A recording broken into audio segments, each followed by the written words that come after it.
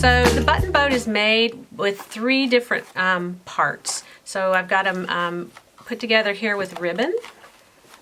And so they're called planks. And so you have 3 planks that make 1 button boat.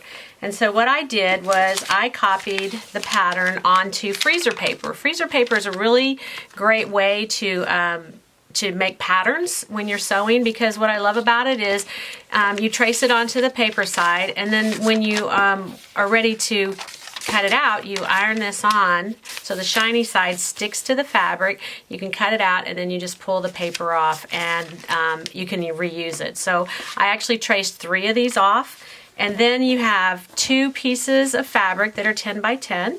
And then you have 2 pieces of Fusibond Light, which is fusible for applique.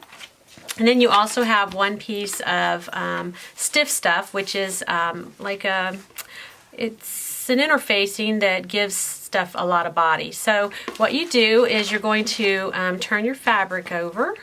Actually, sorry, you're going to take your Fusibond, put it on top of your stiff stuff, and you're going to iron this on. And I've already done the other side, so you'll be able to see how it works. And you want to make sure that you have it all fused really nicely, that there's no places in it that doesn't get fused. Alright, so we've got that ironed on there. And then you're gonna, when it cools, I'll pull the paper off, and then we'll fuse the fabric. So I've got the fabric fused to this side, and then I will take this.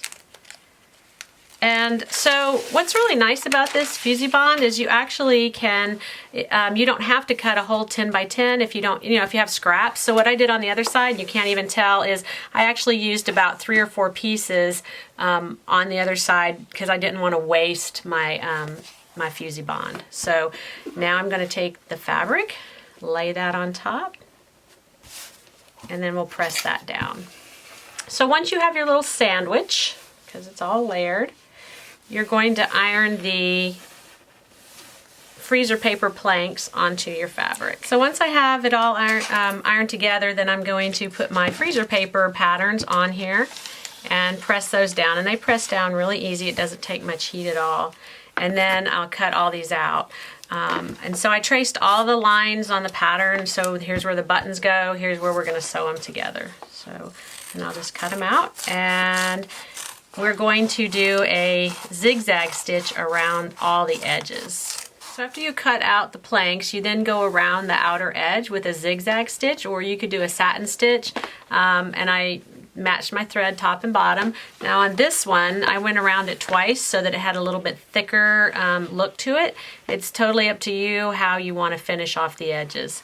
And then you're going to line up the 3 planks, and you're going to sew, it's about a 3/8 inch seam allowance where they're overlapped. And you can do this a couple of different ways. Like on both of mine, I wanted it to have the opposite colors in there. And so, but you could do it where it's all one color on this side and all one color on that side. So once you get it sewn together, the last thing you have to do is sew your buttons on, and you can sew those on by hand, or you can actually sew them on your sewing machine. So my machine has a stitch that will tack the button down, and most manufactured buttons actually have the same spacing in between the holes, so it makes it very easy to sew the buttons on. So I'm going to sew the buttons on here, and then we'll finish up. Okay, so once you have the buttons sewn on, and I went around mine, I went through mine twice with the machine. One thing that did happen is I usually always hand turn the hand wheel to make sure that the needle goes into the hole first, and on one of the buttons I didn't do that, and so I broke a needle and a button. So always make sure if you're sewing a button on by machine that you hand crank the machine so that you make sure that the needle's in the correct position. So now what we're going to do is we're going to take some, this is pearl cotton or embroidery floss, or you can take ribbon or yarn, whatever you want to use, and we're going to put our button boat together. So you're going to bend these up like so, and wrap this, actually I should have wrapped that around a couple of times there, and then we're going to take this, and depending on how big you want the opening on your button boat, okay, depends on how, you know, close together you put everything. Let me get my other floss. Wrap it around a couple of times. Alright, and then we're going to bend this up. This makes great little storage for your sewing room or in the living room or wherever it is that you want to take care of this. Alright, and I'm going to cut off this excess here. And so my button boat is, now that side I did tighter than this side, so I'll just go back and fix this side so that they look the same. But the button boat's finished, and then I can just put whatever I want in it. It's a pretty cute little project, I think. I liked it. And you can use, you know, you don't have to get layer cakes if you don't want to. You can use regular fabric. You just cut it into 10-inch squares, and then you're ready to go. Alright, so there's my little button boat. So cute!